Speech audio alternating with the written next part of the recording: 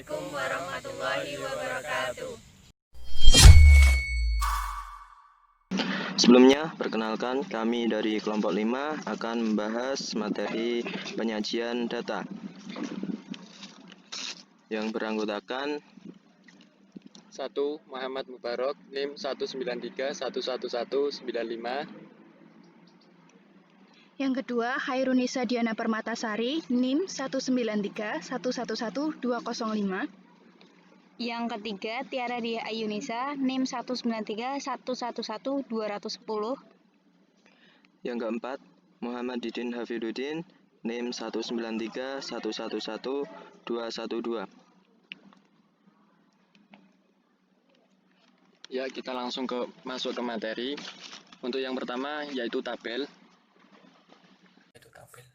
Tabel adalah daftar yang mengandung ikhtisar dari suatu informasi yang umumnya berisi kata-kata atau bilangan yang bersistem tersusun, urut ke arah bawah, memiliki lajur tertentu, serta memiliki garis pembatas sehingga mudah dipahami dan efisien dalam membaca isi tabel tersebut. Di sini ikhtisar itu yang dimaksud adalah kesimpulan pendapat terakhir dari yang mengandung informasi berdasarkan uraian sebelumnya. Ikhtisar dapat berupa fakta, opini, atau alasan mengenai suatu objek. Ya, untuk yang selanjutnya yaitu adalah fungsi dari tabel. Dari yang awal tadi saya sudah menjelaskan bahwa tabel adalah daftar yang berisi suatu informasi. Oleh karena itu, tabel memiliki fungsi yaitu yang pertama, memberikan kemudahan dalam membaca ataupun memahami suatu informasi dalam bentuk tabel.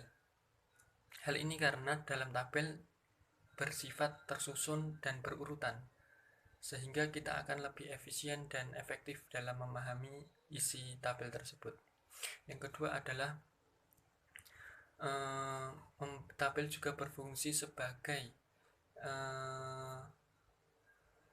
mempermudah kita dalam mengetahui apakah terjadi perubahan atau tidak dalam tabel tersebut, apakah terjadi kenaikan atau penurunan. Ya, kurang lebih seperti itu. Ya, untuk yang selanjutnya yaitu adalah jenis-jenis tabel. Nah, ada beberapa jenis tabel yang paling sering digunakan. Bila ditinjau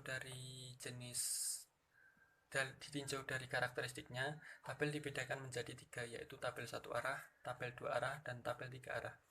Tabel satu arah memiliki pengertian yaitu daftar yang mengandung informasi yang memuat satu karakteristik saja, seperti contoh frekuensi, jumlah, kadar, ukuran, dan lain sebagainya.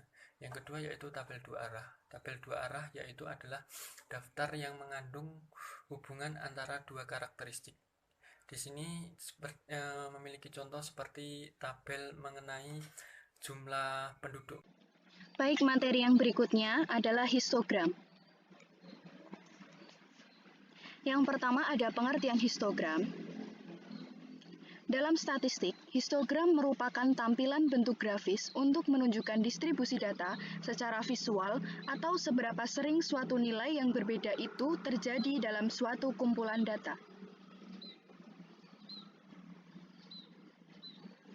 Histogram memiliki beberapa manfaat. Di antaranya, histogram sangat berguna untuk mengetahui distribusi atau penyebaran suatu data.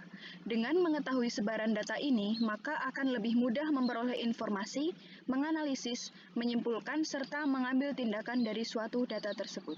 Yang selanjutnya yaitu poligon. Poligon adalah grafik garis dari frekuensi kelas yang menghubungkan nilai tengah kelas dari puncak batang histogram. Poligon sebenarnya hampir sama dengan histogram. Perbedaannya, histogram menggunakan balok, sedangkan poligon menggunakan garis yang menghubungkan titik-titik yang merupakan koordinat antara nilai tengah kelas dengan jumlah frekuensi pada kelas tersebut. Titik tengah kelas merupakan representasi dari karakter kelas, dan nilai tengah ini menggantikan posisi interval kelas pada diagram histogram. Pada grafik poligon, sumbu horizontal merupakan nilai tengah kelas dan sumbu vertikal adalah jumlah frekuensi setiap kelas. poligon tersendiri, langkah pertama kita menentukan tepi bawah dan tepi atas. Tepi bawah menggunakan rumus A-0,5 menjadi hasil dari tepi bawah, dan mencari tepi atas yaitu B plus 0,5. Dan ketika kita ingin mencari garis tengah atau titik tengah dalam suatu bentuk histogram, kita harus mencari dengan rumus A plus B dibagi 2. Lalu kita menghubungkan antara titik tengah dengan titik tengah yang disebut dengan poligon.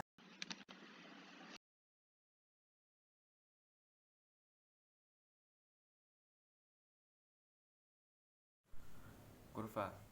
Jadi kurva ini adalah garis lengkung yang menggambarkan variabel yang terdiri atas persambungan titik-titik. Kurva ini merupakan perataan atau penghalusan dari garis-garis poligon. Jadi garis-garis poligon itu seringkali tidak rata dikarenakan adanya perbedaan frekuensi skor data. Kemudian pembuatan kurva ada beberapa model dari bentuk kurva. Yang pertama ada model normal. Jadi yang sebenarnya model normal ini yang sebenarnya akan lebih tepat digambarkan berdasarkan persamaan matematiknya. Bentuk model selalu simetrik dan mempunyai puncak. Jadi kurva yang memiliki puncak ini dinamakan atau disebut dengan unimodel. Yang kedua ada model simetrik. Jadi model simetrik ini juga disebut unimodel atau juga memiliki puncak. Bahwa model normal ini selalu simetrik, tetapi tidak sebaliknya. Kemudian yang ketiga ada model kurva positif atau miring ke kanan, juga ada model negatif atau miring ke kiri. Jadi model positif ini menggambarkan bahwa terdapat sedikit gejala yang bernilai semakin besar. Sedangkan model negatif itu terjadi sebaliknya.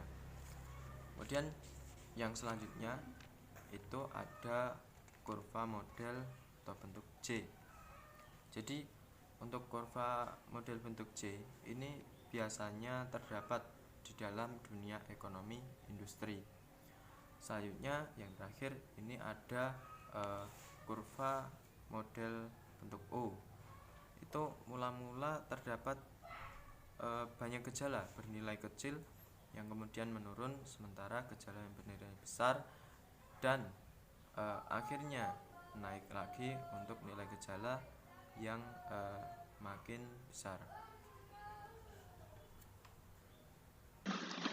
Contoh, dalam kelas terdapat 35 anak yang mendapatkan nilai matematika antara range 51 sampai 55, terdapat 2 anak, 56 sampai 60 terdapat 5 anak, 61 sampai 65 terdapat 3 anak, 66 sampai 70 terdapat 4 anak. 71 sampai 75 terdapat 1 anak, 76 sampai 80 terdapat 6 anak, 81 sampai 85 terdapat 5 anak, 86 sampai 90 terdapat 4 anak, 91 sampai 95 terdapat 3 anak, 96 sampai 100 terdapat 2 anak. Dari data tersebut, tentukan penyajian data dalam bentuk yang pertama tabel, kedua histogram, yang ketiga poligon, dan yang terakhir kurva. Jawabannya yang pertama yaitu Seperti yang dijelaskan dalam soal bahwa range atau antara nilai dan jumlah anak yang mendapat nilai tersebut. Sehingga ketika akan membuat tabel, kita perlu membuat 2 kolom. Kolom pertama yakni kolom nilai interval atau range nilai, dan kolom kedua untuk jumlah anak atau disebut dengan frekuensi.